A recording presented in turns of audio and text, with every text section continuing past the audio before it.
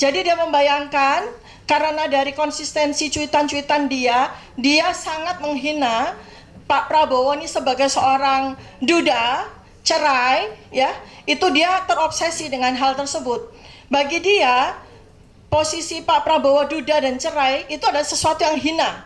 Karena itu dia terus-menerus secara konsisten dia tampilkan itu dalam cuitan-cuitannya. Padahal itu adalah sebuah penderitaan. Terus habis itu dia menggelinding ke bawah seperti seekor landak. Jadi dia menganggap sosok yang bernama Prabowo ini seperti binatang. Yang dari gunung dia menggelinding seperti landak. Pas sampai di bawah, dia langsung membeli jagung bakar. Flight of idea lagi. Ketika dia sedang membayangkan gunung, dia membayangkan Prabowo menggelinding dengan lucu.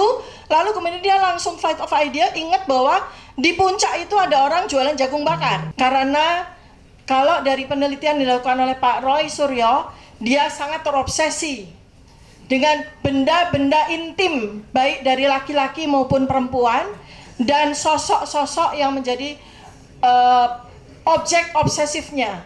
Termasuk di sini adalah Pak Prabowo sendiri, kemudian juga Syahrini.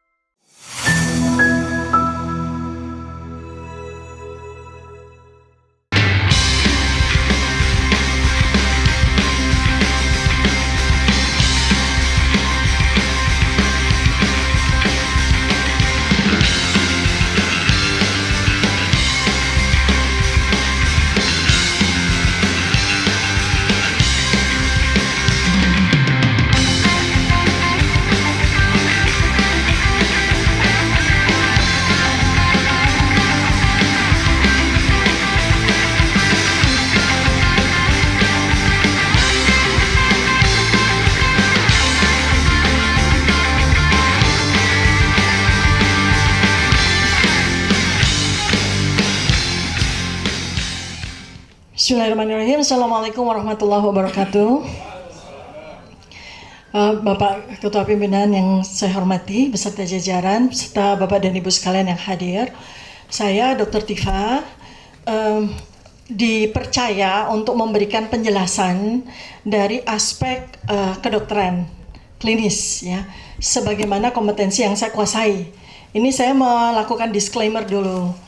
Saya adalah dokter lulusan Fakultas Kedokteran Universitas Gadjah Mada, dan untuk kompetensi yang terkait dengan FUFU-FAFA ini, Behavioral Neuroscience, adalah kompetensi saya yang saya peroleh dari program doktor yang saya tempuh di Universitas Indonesia. Artinya saya dokter yang cukup memiliki kompetensi untuk menyampaikan beberapa hal yang ingin saya sampaikan pada forum yang terhormat ini. Saya di sini tidak dalam kapasitas untuk menyatakan apakah pemilik akun FUFU-FAFA ini adalah Gibran Rakabuming Raka yang sekarang menjadi wakil presiden terpilih. Saya hanya menyoroti dari aspek klinis apa yang saya temukan dari yang saya lakukan riset, saya lakukan analisis terhadap cuitan-cuitan dia di dalam akun FUFU-FAFA yang mengindikasikan, yang saya lakukan assessment bahwa pemilik akun ini memang mengalami problematika dari sisi psikiatri, dan itu jelas terlihat dari serangkaian cuitan-cuitannya yang konsisten. Artinya kalau sebuah gejala klinis itu dilakukan secara konsisten, maka kita patut melakukan assessment. Artinya tersangka. Kalau dalam bahasa kedokteran klinis adalah suspected. Kita belum bisa menegakkan diagnosis karena menegakkan diagnosis psikiatri itu membutuhkan waktu yang lama. Pengamatan, observasi, wawancara itu dilakukan berbulan-bulan untuk bisa menegakkan diagnosis apakah seseorang itu tegak diagnosis sebagai penderita gangguan jiwa atau tidak. Jadi kalau ada orang bertanya kepada saya, mengapa seandainya pemilik akun FUFU-FAFA ini adalah memang Gibran Rakabuming Raka, mengapa lolos tes kesehatan pada saat dicalonkan sebagai cawapres waktu itu? Maka jawaban saya di sini adalah tidak mungkin. sebuah diagnosis tegak atas gangguan jiwa dilakukan pada saat waktu yang amat sangat singkat ketika yang bersangkutan itu menjalani pemeriksaan kesehatan di rumah sakit yang ditunjuk. Karena pada waktu itu saya yakin bahwa alat yang dilakukan untuk melakukan penilaian kesehatan termasuk kesehatan jiwa itu tidak cukup signifikan untuk melakukan penegakan diagnosis apakah yang bersangkutan mengalami gangguan kejiwaan atau tidak. Nah, karena itu maka saya di sini sampaikan beberapa indikasi saja ya, artinya beberapa indikator dari cuitan-cuitan Fufu Fafa ini yang saya yakin bahwa teman-teman sejawat psikiatri, seandainya mereka diberikan kesempatan untuk melakukan assessment, observasi, dan ini sangat mungkin dilakukan.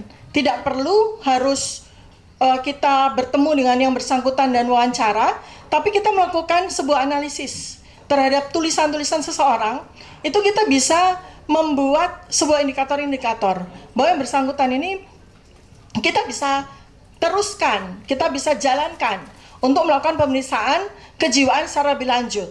Saya berikan contoh 2 saja untuk pengetahuan kepada bapak-bapak dan kepada kita semua. Ada 2 yang jelas ini menunjukkan adalah sebuah gangguan jiwa tipe ya, schizophrenia, tipe schizophrenia ya. Jadi ada satu yang dia cuitkan, yang dia tuliskan, dan ini menarik karena ada waktu-waktu tertentu ya ketika seseorang itu mengalami gangguan hormonal yang berkaitan dengan psikiatri. Jadi dia menulis tanggal 21 Juni 2014 pukul 23.51. Penderita gangguan jiwa itu susah tidur dan dia mengalami sebuah peningkatan ekskalasi hormonal pada saat justru tengah malam. Jadi aktif-aktifnya itu tengah malam gitu, ya. Nah, dia menulis di sini. Saya lagi membayangkan Prabowo mendaki Semeru. Ya, ini saya buat sebuah analisisnya ya untuk contoh. Jadi terus pas nyampe di puncak dia mengibarkan bendera merah putih. Nah, ini saja sudah menunjukkan inkoherensi, flight of idea yang sangat khas pada penderita schizophrenia. Kemudian dia berteriak, titik kembalilah ke pelukanku, itu flight of idea lagi. Jadi dia membayangkan, karena dari konsistensi cuitan-cuitan dia sangat menghina Pak Prabowo ini sebagai seorang duda, cerai, ya, itu dia terobsesi dengan hal tersebut. Bagi dia, posisi Pak Prabowo duda dan cerai itu adalah sesuatu yang hina. Karena itu dia terus-menerus secara konsisten dia tampilkan itu dalam cuitan-cuitannya. Padahal itu adalah sebuah penderitaan, adalah sebuah misery gitu ya. Bagi orang yang normal, kalau kita melihat ada sebuah kasus perceraian, kemudian seseorang yang tidak memiliki pasangan, itu adalah sesuatu misery, menderita. Tapi bagi Fufu Fafa yang memang terindikasi abnormalitas kejiwaannya, itu dianggap itu sebagai sesuatu yang lucu, layak untuk dihina dan sebagainya. Dan terus habis itu dia menggelinding ke bawah seperti seekor landak. Jadi dia menganggap sosok yang bernama Prabowo ini seperti binatang yang dari gunung dia menggelinding seperti landak. Pas nyampe di bawah, dia langsung membeli jagung bakar. Flight of idea lagi. Ketika dia sedang membayangkan gunung, dia membayangkan Prabowo menggelinding dengan lucu, lalu kemudian dia langsung flight of idea ingat bahwa di puncak itu ada orang jualan jagung bakar. Jadi dari Semeru dia ke puncak, seperti itu ya. Nah, ini banyak sekali simptom-simptom schizophrenia itu muncul. Satu lagi yang saya temukan, ini menarik sekali. Dari cuitan dia yang dia lakukan 19 Juni 2014 pukul 22.21. Pada saat kita mau berangkat tidur dia malah aktif ya. Nah, dia menuliskannya begini. Garuda merah adalah burung yang sedang mengalami menstruasi. Dari kalimat ini saja sudah aneh ya. Garuda merah itu berarti dia sedang mengimajinasikan logo dari suatu partai tertentu. Garuda merah ya. Burung yang sedang menstruasi, kok bisa menstruasi? Flight of idea-nya dia itu mendisosiasikan merah dengan menstruasi. Kan ini aneh ya. Garuda merah, burung sedang menstruasi. Segera beli pembalut biar nggak bocor. Kita mengasosiasikan bahwa seseorang yang pada waktu tahun 2014 itu sering sekali menyebutkan bocor adalah Pak Prabowo pada saat kampanye pada waktu itu ya. Jadi dia membuat itu sebagai sebuah fantasi yang delutif sifatnya, bersifat waham sifatnya ya. Tapi kalau beli pembalut jangan di malam hari, nah ntar bisa diculik kampret. Nah kita kan ingat ya waktu itu ya, kampret, kadrun dan sebagainya kan. Terus yang lucu, oh nasibku, saya tidak tahu apa itu TPID. Tiba-tiba dia ke TPID, coba tanya atasan saya, ya kan? Langsung di kalimat berikutnya, kuda-kudaku yang lucu, oh Fadlizonku yang makin bulat. Lah tiba-tiba dia ingat sama Pak Fadlizon. Terus kalimat berikutnya lagi, buku adalah jendela dunia, tabloid obor rakyat adalah apa ya? Nah bingung dia. Nah terus saya tiba-tiba lagi di dalam kalimat berikutnya, saya pengen belusukan ke pasar, tapi kuda saya nggak boleh ikut. Tiba-tiba dari buku, dari Fadlizon yang bulat, tiba-tiba buku, belusukan ke pasar, tapi kuda saya nggak boleh ikut. Dia mengasosiasikan lagi dengan Prabowo yang menyukai kuda, ya kan? Terus besok ya debat cawapres aja kan? Ya udah, saya tidur di rumah aja.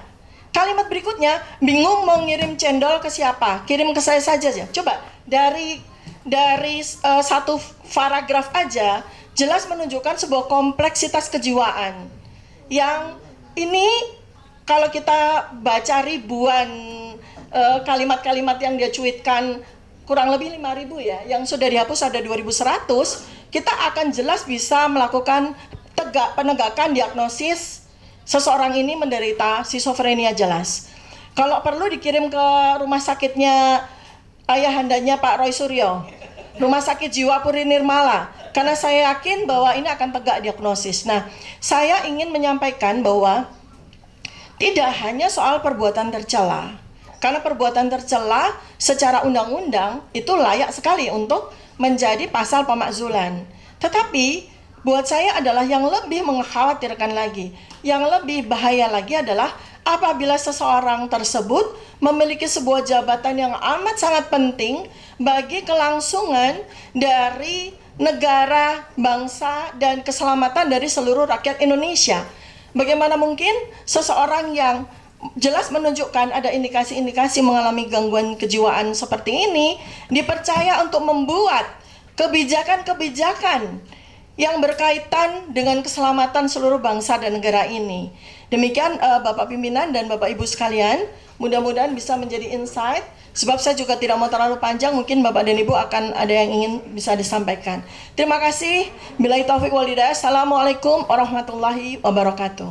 Izin untuk menambahkan informasi ya, karena pertama itu dari sisi legalitas pendidikan dari Gibran Rakabuming. Ini saya bicara Gibran, karena saya termasuk bersama dengan Pak Roy Suryo itu termasuk yang pertama kali melakukan penelitian tentang keabsahan dari ijazah SMA dari Gibran. Karena yang menjadi persyaratan maju wakil presiden bukan ijazah sarjana, tapi ijazah SMA.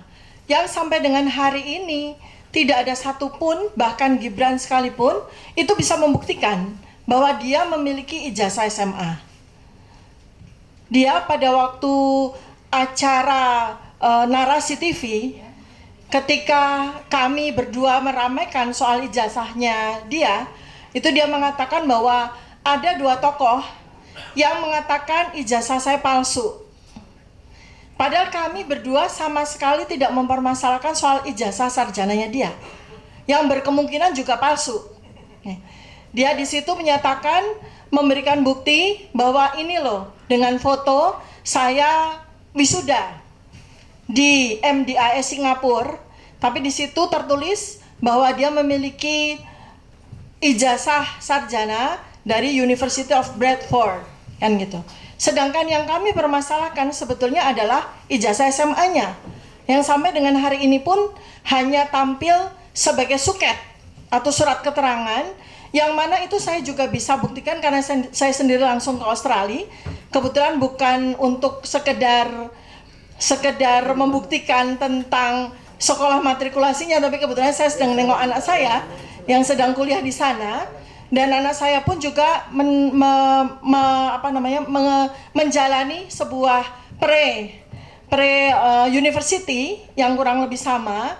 Jadi saya pun tahu bahwa pre-university yang diikuti oleh Gibran, In Search, itu sudah tidak ada lagi. Sudah tutup. Kursus tersebut, semacam bimbingan tes itu sudah tutup di sana, tidak ada lagi. Dan itulah yang kemudian disetarakan sebagai surat keterangan setara dengan SMK. Nah, padahal pada undang-undang, ya Pak Refli, undang-undangnya jelas menyatakan bahwa calon itu harus memiliki ijazah tamat SMA, yang mana tidak bisa diwakili oleh surat keterangan. Apalagi surat keterangan itu disetarakan oleh sebuah lembaga yang sekarang pun sudah tidak ada lagi, bukan SMA sama sekali. Dan kemudian terkait dengan kesehatannya, saya meragukan apabila katakanlah dibentuk tim investigasi lokal dan sebagainya gitu. Kalau memang kita mau melakukan sebuah investigasi, dan ini wajib untuk kita lakukan, karena ini adalah bahaya bagi negara ini, maka saya mengusulkan kepada pimpinan DPD untuk kita bersama-sama bergerak untuk melakukan riset terhadap perilaku dari Fufu Fafa ini secara retrospektif. Artinya kita bisa melakukan riset retrospektif, menelaah dari sejak tahun 2014, kemudian kita juga bisa melakukan kohort prospektif kurang lebih 6 bulan. Kita bisa melihat secara observasional kohort dari perilaku-perilaku yang dia lakukan selama 6 bulan ke depan. Saya yakin kalau itu dilakukan akan tegak diagnosis sebagai skizofrenia plus obsesif kompulsif. Karena kalau dari penelitian dilakukan oleh Pak Roy Suryo, dia sangat terobsesi dengan benda-benda intim, baik dari laki-laki maupun perempuan, dan sosok-sosok yang menjadi objek obsesifnya. Termasuk di sini adalah Pak Prabowo sendiri, kemudian juga Syahrini. Demikian yang bisa saya sampaikan. Jadi permintaan dari kami adalah barangkali mungkin apakah dari DPD atau dari mana bisa melakukan investigasi yang seperti yang saya usulkan tadi. Terima kasih banyak.